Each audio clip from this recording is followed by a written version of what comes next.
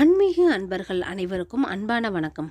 நம்மளோட சேனலில் ஆன்மீகம் சம்பந்தமான பல வீடியோ பதிவுகள் தாங்க பார்த்துக்கிட்டு இருக்கோம்.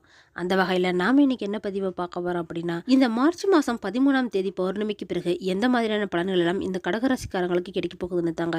இது கூடவே இந்த பௌர்ணமி நாளில் நாம் எந்த மாதிரியான வழிபாட்டு முறை, விரதம் இதெல்லாம் இருக்கலாம் அப்படிங்கிறத பற்றியும் பார்க்கலாம். ஸோ வீடியோவை ஸ்கிப் பண்ணாமல் முழுசாக பார்த்து பயன்பெறுங்க. இந்த மாதம் பௌர்ணமி நமக்கு மார்ச் 13ஆம் தேதி வியாழக்கிழமை காலை 11:40 ஆரம்பித்து அடுத்த நாளான மார்ச் 14ஆம் தேதி மதியம் 12:57 வரைக்குமே இந்த பௌர்ணமி திதியானது நமக்கு அமைஞ்சிருக்குதுங்க. அப்போ நைட்ல கிரிவலம் போறவங்க 13ஆம் தேதி அன்னைக்கு கிரிவலம் போலாங்க. அதுவே குலதெய்வ கோயிலுக்கு, மற்ற கோவிலுக்கு வழிபாடு செய்கிறவங்க, இல்லை வீட்லேயே விரதம் இருந்து வழிபாடு செய்கிறவங்க, இவங்க எல்லாருமே இந்த 2 நாளில் எது உங்களுக்கு வசதியாக இருக்குதோ அதுக்கு தகுந்த மாதிரி உங்களோட வழிபாட்டு முறையை நீங்கள் அமைச்சிக்கலாங்க. இந்த மாதத்தில் வரக்கூடிய பௌர்ணமி பார்த்தீங்கன்னா தமிழ் மாத கணக்குப்படி பார்த்தா மாசி மாத பௌர்ணமிங்க. இந்த மாசி மாதத்தில் வரக்கூடிய பௌர்ணமியும் மக நட்சத்திரம் சேர்ந்து தாங்க எப்பயுமே வரும். இந்த மாசி மகமும் பௌர்ணமியும் சேர்ந்து வரக்கூடிய இந்த நாளில் நாம விரதம் இருந்து வழிபாடு செய்யலாங்க. தெய்வ வழிபாடு மட்டும் இல்லைங்க, முன்னோர்களை வழிபாடு செய்யறதுக்கும் இது ரொம்பவே உகந்த நாளாக தான் சொல்லப்பட்டு இருக்குது. ஆனால் இந்த வருஷம் பார்த்தீங்கன்னா மாசி மகம் நமக்கு முதல் நாளே அமைஞ்சிருச்சுங்க. இந்த பௌர்ணமியான அன்னைக்கு காலையில், அதாவது மார்ச் 13ஆம் தேதி விடியற் காலை 5:09 இந்த மாசி மகம் நட்சத்திரமானது நமக்கு முடிஞ்சிருச்சுங்க. அதுக்கு பின்னாடி தான் இந்த பௌர்ணமி திதியை ஆரம்பிக்குது. இருந்தாலுமே பார்த்தீங்கன்னா இந்த மாசி மாத பௌர்ணமி நமக்கு ரொம்பவே விசேஷமானதாக தாங்க இருக்குது. பொதுவாகவே பௌர்ணமி அப்படிங்கிறது சாதாரண நாளை விட தெய்வ சக்தி அதிகம் நிறைந்த நாளாக தாங்க சொல்லப்பட்டு இருக்குது. இந்த பௌர்ணமி நாளில் நாம் விரதம் இருந்து வழிபாடு செய்கிறது மூலியமா நிறைய பலன்கள் கிடைக்கும் அப்படின்னு நம்பப்படுதுங்க. பழங்காலத்தில் இருந்தே பௌர்ணமி வழிபாடு அப்படிங்கிறது ரொம்பவே விமர்சையான ஒரு நாளாக தான் கொண்டாடப்பட்டு இருக்குது. நம்முடைய முன்னோர்கள் வழிபட்ட ஒவ்வொரு நாளுமே நமக்கு ஒவ்வொரு விதமான நன்மைகளை தரக்கூடிய வகையில் தாங்க அமைஞ்சிருக்குது. அப்படி பார்த்தீங்கன்னா நமக்கு வர தீமையிடமிருந்து நம்ம காக்கக்கூடிய ஒரு பாதுகாப்பு சக்தியாக தாங்க இந்த பௌர்ணமி வழிபாடு அப்படிங்கிறதும் இருக்குது. ஆகாயத்தில் முழு நிலவு முழுமதியாக அதிக வெளிச்சத்தில் இருக்கக்கூடிய இந்த சந்திர பகவானை தரிசிப்பது தாங்க இந்த பௌர்ணமி அப்படின்னு நம்ம சொல்கிறோம். இந்த நாளில் காலையில் இருந்து விரதம் இருந்து சாயந்தரமாக நம்ம பௌர்ணமி பூஜையை முடிச்சுட்டு அதுக்கப்புறமா சாப்பிடணுங்க. இந்த பௌர்ணமி பூஜையை யார் வேணாலும் எந்த பௌர்ணமி தினத்துல இருந்து வேணாலுமே ஆரம்பிச்சுக்கலாங்க. இப்படி பௌர்ணமி பூஜையை செய்கிறவங்க என்ன நினைச்சு விரதம் இருந்து வழிபாடு செய்கிறாங்களோ அது நிச்சயமாக நடக்கும் அப்படிங்கிறது நம்பிக்கையாக இருக்குது. சந்திர பகவான் மன மகிழ்ச்சியில் நமக்கு இந்த வரத்தை அள்ளி தருவாருங்க. ஒவ்வொரு மாதமுமே அமாவாசை முடிஞ்சு 15 நாள் கழிச்சு தாங்க இந்த பௌர்ணமி அப்படிங்கிறது ஒன்று வரும். இதுக்காகவே மக்கள் பல பேர் காத்துட்டு இருக்காங்க. ஏன்னா இந்த பௌர்ணமி நாளில் ஏதாவது சுப நிகழ்ச்சிகள் நடத்துகிறாங்க. அதாவது பார்த்தீங்கன்னா வீடு குடி போகிறது, பால் காய்ச்சறது, கல்யாணம், நிச்சயதார்த்தம், வளைகாப்பு, இல்லைன்னா புதுசாக ஏதாவது பிஸ்னஸ் ஸ்டார்ட் பண்ணுறது இப்படின்னு எல்லாமே செய்யலாங்க. ஏன்னா இந்த நாளில் செய்கிறது மூலியமாக முழு நிலவான பௌர்ணமி எப்படி வளருதோ அதே மாதிரி நம்ம செய்யக்கூடிய எந்த ஒரு காரியமே வளர்ச்சி அடையும் அப்படின்னு நம்பப்படுதுங்க. இது கூடவே பார்த்தீங்கன்னா இந்த பௌர்ணமி நாளில் பல பூஜைகளும் செய்யப்படுதுங்க. இந்த பூஜையின் மூலமாக மக்களுக்கு அனைத்து விதமான பலன்களுமே கிடைக்கணும் அப்படின்னு உறுதியாக நம்புறாங்க. உங்களோட வாழ்க்கையில் எந்த ஒரு கஷ்டமாக இருந்தாலுமே சரிங்க, அதாவது துன்பம், பயம், குழந்தைகளோட ஆரோக்கியம், கணவனின் நீண்ட ஆயுள் இப்படின்னு எல்லா விதமான விஷயத்துக்காகவும் சந்தோஷம் நிலைக்க, குடும்பத்தில் ஒற்றுமை நீடிக்க இப்படின்னு இந்த பௌர்ணமி தினத்தில் அம்பாளுக்கு நம்ம விளக்கேற்றி மனதார பிரார்த்தனை செஞ்சுக்கலாங்க. இந்த நாளில் பார்த்தீங்கன்னா அம்மன் கோவில் ரொம்ப விசேஷமானதாக இருக்குங்க. நைட்டு நேரத்தில் பார்த்தீங்கன்னா அம்பாளுக்கு பலவிதமான அபிஷேக அலங்காரங்கள் செய்யப்பட்டு பூஜை நடக்குது. பௌர்ணமி நாளான அன்னைக்கு புத்துக்கு பால் ஊற்றி கூட நம்ம குங்குமம், மஞ்சள் இதெல்லாம் போட்டு கூட வழிபாடு செய்யலாங்க. இப்படி செய்யறது மூலயமா பார்த்தீங்கன்னா நாகதோஷங்கள் உள்ளவங்களுக்கு கூட நல்ல பலன்கள் கிடைக்குங்க. பௌர்ணமி அப்படிங்கிறது முழு நிலவும் வானத்தில் பிரகாசமாய் தோன்றக்கூடிய அற்புதமான நாள் தாங்க. இந்த நாளில் பார்த்தீங்கன்னா நல்ல அதிர்வலைகளும் நிறைய இருக்கும். அதனால சக்தி சொரூபமாக இருக்கக்கூடிய எல்லா அம்பாளையுமே இந்த நாளில் நம்ம வழிபாடு செய்யலாங்க. கோவிலுக்கு போய் தான் வழிபாடு செய்யணும் அப்படின்னா அவசியம் இல்லைங்க.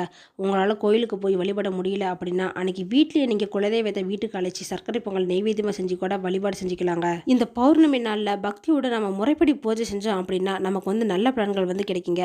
நிம்மதியான ஆரோக்கியமான வாழ்க்கையும் கிடைக்கும். இந்த மாதத்தில் வரக்கூடிய பௌர்ணமி தினத்தில் அம்பிகைக்கு மஞ்சள் நிற ஆடையை அணிவித்து மஞ்சள் நிற மலர்களால் அர்ச்சனை செஞ்சு வழிபாடு செய்யலாங்க. இது மாதிரி மாதம் மாதம் வரக்கூடிய பௌர்ணமி அன்னைக்கு யார் குலதெய்வ வழிபாடு வீட்டில் விரதம் இருந்து செய்கிறீங்க அப்படின்னு கமெண்ட் பாக்ஸில் சொல்லுங்க. கூடவே உங்களோட குலதெய்வம் பேர் என்னன்னு மென்ஷன் பண்ணிட்டு குலதெய்வத்தை பிடிச்சவங்க எல்லாரும் ஒரு லைக்கும் பண்ணிடுங்க. முக்தி தலங்களின் முதன்மை தலமாக சொல்லக்கூடியது தாங்க இந்த திருவண்ணாமலை. இங்கே மலையே சிவனா சொல்லப்படுது. அதனால பார்த்தீங்கன்னா கோயிலில் நம்ம எப்படி சாமி கும்பிட்றோமோ அதே மாதிரி இந்த மலையையும் சுற்றி சாமி கும்பிட்ற பழக்கம் நிறைய பேருக்கு இருக்குதுங்க. இந்த பௌர்ணமி அன்னைக்கு கிரிவலம் போகிறவங்களோட வாழ்க்கையில் நல்லது நடக்கும், நல்ல ஒரு மாற்றங்கள்லாம் கிடைக்கும் அப்படின்னு நம்பப்படுது. இதில் பார்த்தீங்கன்னா சித்தர்களின் வாழ்விடமாக சொல்லப்படுதுங்க.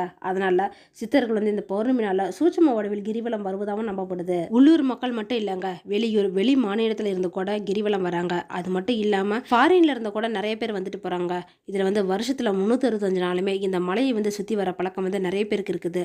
ஓம் நமச்சிவாய அப்படிங்கிற மந்திரத்தை வந்து சொல்லிக்கிட்டே தாங்க போவாங்க. இதில் பார்த்தீங்கன்னா இந்த கிரிவல பாதையில் ஒவ்வொரு லிங்கங்கள் வந்து தனித்தனியாக அமைஞ்சிருக்குதுங்க. அதாவது ஒவ்வொரு ராசிக்குன்னு உண்டான தனித்தனி லிங்கமாக தான் அமைஞ்சிருக்குது. அஷ்டலிங்கங்கள் அப்படின்னு சொல்லப்படுதுங்க. அந்த வகையில் பார்த்தீங்கன்னா இந்த கடகராசிக்காரங்களுக்கு அமைஞ்சிருக்கிற லிங்கம் தாங்க வாயுலிங்கம். இதை தொடர்ந்து இந்த பௌர்ணமிக்கு பின்னாடி கடகராசிக்காரங்களுக்கு எந்த மாதிரியான பலன்கள் எல்லாம் கிடைக்க போகுது அப்படின்னு பார்த்துக்கிட்டு வரலாங்க. இந்த கடகராசிக்காரங்களான உங்களுக்கு பார்த்தீங்கன்னா யோகாதிபதி அப்படின்னு சொல்லக்கூடிய குரு வந்து வக்கர நிவர்த்தி அடைஞ்சிருக்காருங்க. மற்றொரு யோகாதிபதியான செவ்வாயும் விரயஸ்தானத்தில் வக்கர நிவர்த்தி தான் அடைஞ்சிருக்கிறாரு. உங்களுடைய அஷ்டமஸ்தானத்தில் இருந்து சனி வந்து இந்த மாதம் கடைசியில் 29ஆம் தேதி அன்னைக்கு பார்த்தீங்கன்னா பாகியஸ்தானத்துக்கு பயிற்சி ஆகிறாருங்க. அப்போ பாகிய சனி வந்து உங்கள் வாழ்க்கையில் கஷ்டத்தை வந்து நிவர்த்தி தான் செய்ய போகிறாரு. இது வரைக்கும் நீங்கள் பட்ட கஷ்டத்துக்கு எல்லாமே இப்போ விமோச்சனம் கிடைக்க போகுதுங்க. ஸோ இந்த மார்ச் மாதத்தை பொறுத்த வரைக்கும் பார்த்தீங்கன்னா பல நல்ல விஷயங்கள் தாங்க உங்களுக்கு நடக்க போகுது. ஆல்மோஸ்ட் 9 நவகிரகங்களுமே உங்களுக்கு சாதகமாக தாங்க இருக்குது. செவ்வாய் பகவான் உங்களுக்கு செலவை கொடுத்தாலுமே கூட அது உங்களுக்கு நன்மையை தரக்கூடிய வகையில் தாங்க அமைய போகுது. ஏன்னா 3ஆம் இடத்தை பார்க்குறாரு. அதனால் உங்களுக்கு இந்த மாதம் வந்து கஷ்டங்கள் குறைந்து நல்லது தாங்க நடக்கும். இந்த மாதத்தோட சந்திராஷ்டம நாட்கள் அப்படின்னு பார்த்தீங்கன்னா கடகராசிக்காரங்களுக்கு ஃபஸ்ட்டே அமைஞ்சிருக்குதுங்க. இது கூடவே இந்த மாதத்தோட கடைசியிலையும் வருது. மார்ச் 26ஆம் தேதி சாயந்தரமாக 3 மணி 14 நிமிஷத்துலேருந்து ஆரம்பித்து மார்ச் 28ஆம் தேதி சாயந்தரமா 4 மணி 47 நிமிஷம் வரைக்குமே இந்த சந்திராஷ்டம நாட்கள் வந்து இருக்குதுங்க. இந்த சந்திராஷ்டம நாளில் பார்த்தீங்கன்னா மார்ச் 26 to 28 வந்து அஷ்டமஸ்தானத்தில் சனியோடு சேர்ந்து தாங்க சந்திர பகவான் இருக்க போறாரு. ஆனால் இந்த இடத்துல பார்த்தீங்கன்னா சனியோட பவர் வந்து முடிஞ்சு போச்சுங்க. ஏன்னா அடுத்த நாளில் வந்து அவர் கும்பராசியிலிருந்து மீன ராசிக்கு பயிற்சி ஆகிறாரு. இந்த சனி பயிற்சிக்கு முன்னாடியே அதுக்கு உண்டான உங்களுக்கு பலன் வந்து நிறையவே எல்லாத்தையுமே கொடுத்துட்டு தாங்க போக போறாரு. ஸோ இது வரைக்கும் நீங்கள் பட்ட கஷ்டங்கள் எல்லாமே இப்போ நிவர்த்தியாக போகுதுங்க. குடும்பத்தில் வந்து ஒற்றுமை ஏற்படும். இதனால வரைக்கும் பிரிஞ்சிருந்த கணவன் மனைவி கூட இப்போ ஒன்று சேர்ந்து நல்லா தாங்க இருக்க போறீங்க. உங்க 2 பேத்துக்குள்ளேயும் இருந்து வந்த கருத்து வேறுபாடு மனக்கசப்பு எல்லாமே சரியாகி இப்போ வந்து நல்ல ஒரு அந்யோன்யம்லாம் அதிகமாகுங்க. 5ஆம் இடத்துக்கு சனி பார்வை விலகிறதுனால பார்த்தீங்கன்னா அதனால் இந்த மாதம் வந்து குழந்தைகள் சம்மந்தமான விஷயத்துலையுமே எல்லாமே சாதகமாக தாங்க நடக்க போகுது. இதனால் வரைக்கும் குழந்தை இல்லாமல் கஷ்டப்பட்டு இருந்த கடகராசிக்காரங்களுக்கு குழந்தை பாக்கியம் கிடைக்க போகுது. கூட பிறந்தவங்க கிட்ட இருந்து வந்த மனக்கசப்பு கூட விலக போகுதுங்க. ஒத்துமையாக தான் இருக்க போகிறீங்க. அண்ணன் தம்பி அக்கா தங்க இவங்க கூடலாம் இருந்த சண்டை எல்லாமே விலக போகுதுங்க. இதனால் வரைக்கும் குடும்பத்தில் இருந்து வந்த வழக்கு சம்பந்தமான விஷயத்தில் கூட செவ்வாய் பகவான் வந்து எல்லாத்தையுமே சரி செஞ்சு தாங்க உங்களுக்கு கொடுக்க போகிறாரு. வியாபார ரீதியாக பார்த்தீங்கன்னா நல்ல ஒரு வளர்ச்சியில் உங்களுக்கு கிடைக்க போகுதுங்க. புதிய தொழில் ஆரம்பிக்க நினைக்கிறவங்களுக்கெல்லாம் இப்போ வந்து அதை ஸ்டார்ட் பண்ணுறதுக்கு நல்ல ஒரு முன்னேற்றம் வந்து தருங்க. ஏற்கனவே தொழில் வியாபாரம் செய்கிறீங்க அப்படின்னா இந்த மாதம் வந்து உங்களோட வியாபாரத்தில் நல்ல ஒரு வளர்ச்சியில் இருக்குதுங்க. அதனால் இந்த மாதத்தை பொறுத்த வரைக்கும் பார்த்தீங்கன்னா தொழில் வியாபாரம் செய்கிறவங்களுக்கு நல்ல ஒரு முன்னேற்றம் தரக்கூடிய மாதமாக தாங்க அமைஞ்சிருக்குது. வேலை சம்மந்தமாக அடுத்ததாக பார்த்தீங்கன்னா புதுசாக வேலைக்காக ட்ரை பண்ணிட்டு இருக்கிறவங்களுக்கு வேலை கிடைக்குங்க. ஏற்கனவே வேலையில் வந்து ஏதாவது பிரச்சனை இருக்குது அப்படின்னா அதெல்லாம் சரியாகிடும். ஆஃபீஸை பொறுத்த வரைக்கும் பார்த்தீங்கன்னா இந்த மார்ச் மாதம் வந்து உங்களுக்கு நல்ல ஒரு பதவி உயர்வு, இடமாற்றம், சேலரி இன்க்ரிமெண்ட் இதெல்லாம் கிடைக்கக்கூடிய வாய்ப்பு இருக்குதுங்க. நல்ல ஒரு பொறுப்புகளும் உங்களுக்கு கொடுத்து உத்தியோகத்தில் வந்து பெயர் புகழ் எல்லாமே கிடைக்கக்கூடிய வகையில் தாங்க இந்த மாதம் வந்து உங்களுக்கு அமைஞ்சிருக்குது. இந்த மாதம் முழுசாவே சனி பகவான் உங்களுக்கு சாதகமான பலன்களை தாங்க கொடுக்க போறாரு. குரு பகவானை பொறுத்த வரைக்கும் பார்த்தீங்கன்னா கேட்கவே வேணாங்க. ஏன்னா யோகாதிபதி வந்து 11ஆம் இடத்துல இருக்கிறதுனாலையும் செவ்வாய் பகவானும் இருக்கிறதுனாலையும் பார்த்தீங்கன்னா உங்களுக்கு இந்த மாதத்தில் வந்து குழந்தை பாக்கியம், பதவி, வியாபாரம் இது எல்லாத்துலேயுமே முன்னேற்றம் கிடைக்க போகுதுங்க.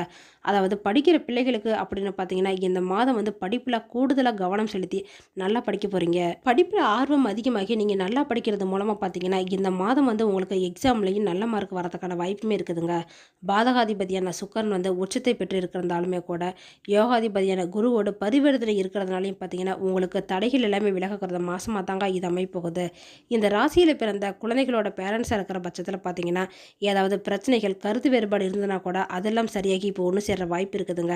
சொந்த தொழில் செய்கிறவங்க, சொந்தமாக லேண்டில் இன்வெஸ்ட் பண்ணுறவங்க, வியாபாரம் செய்கிறது இப்படின்னு உங்களுக்கு தேவையான எல்லா லோன் கிடைக்கிறதுக்கான வாய்ப்புமே இந்த மாதத்தில் இருக்குதுங்க. அதனால் லோன் இதை ட்ரை பண்ணுறீங்க அப்படின்னா அதெல்லாம் கிடைக்க போகுது. மொத்தத்தில் இந்த கடகராசிக்காரங்களுக்கு பாக்கிய சனியால் நல்ல ஒரு பாக்கியத்தை தாங்க ஏற்படுத்தி தரப்போகிற வகையில் தாங்க அமைஞ்சிருக்குது.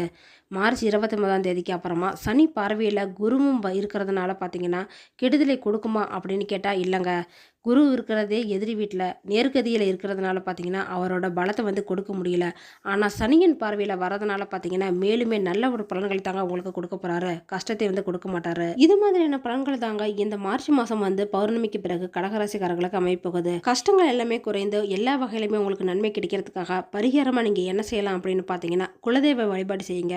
இது கூடவே குரு பகவான் வழிபாடு செய்கிறதும் நல்லதுங்க. இந்த மாதம் முழுசாவே குரு பகவான் உங்களுக்கு சாதகமாக இருக்கிறதுனால நல்ல பலன்களை தாங்க கொடுப்பாரு. இருக்காரு. ஓகே ஃப்ரெண்ட்ஸ், இந்த வீடியோ பதிவு உங்களுக்கு பயனுள்ளதாக இருக்கும் அப்படின்னு நினைக்கிறேன். அடுத்தடுத்து நம்ம சேனலில் ஆன்மீகம் சம்மந்தமான பல வீடியோ பதிவுகள் தாங்க வரப்போகுது. ஸோ நம்ம சேனலை நீங்கள் இப்போ தான் ஃபஸ்ட் டைம் பார்க்குறீங்க அப்படின்னா சப்ஸ்கிரைப் பண்ணி வச்சுக்கோங்க. கூடவே பெல் ஐக்கானையும் கிளிக் பண்ணி வச்சுக்கோங்க. அப்போ தான் நாங்கள் போடுற வீடியோ பதிவு உங்களுக்கு உடனே கிடைக்கும். இந்த வீடியோ உங்களுக்கு பிடிச்சிருந்தா லைக் பண்ணுங்கள், ஷேர் பண்ணுங்கள், கமெண்ட் பண்ணுங்கள். அதோடு உங்கள் ஃப்ரெண்ட்ஸ் அண்ட் ஃபேமிலிக்கும் ஷேர் பண்ணுங்கள். அவங்களும் இந்த வீடியோ பதிவை பார்த்து பயன்பெறட்டும். மற்றொரு ஆன்மீக தகவல் வீடியோவோடு உங்களை சந்திக்கிறேன். ஆன்மீக அன்பர்களான உங்களுக்கு நன்றியும் வணக்கமும்.